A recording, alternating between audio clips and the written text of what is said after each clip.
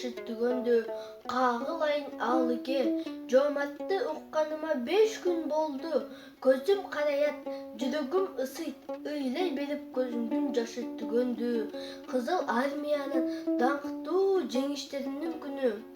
Ар күнү миңдеген кыштак, ондогон шаарлар бошоп жатат. Эл кубанып жүрөт. Мен болсом нес кишиче кубанууну да же ыйлоону да билбей басып жүрөм. Акыркы чоң жеңишти баарыбыз чогуу көрсөк жакшы болот эле. Ойдогудай болбойт экен да. Колдон келер эч арга жок.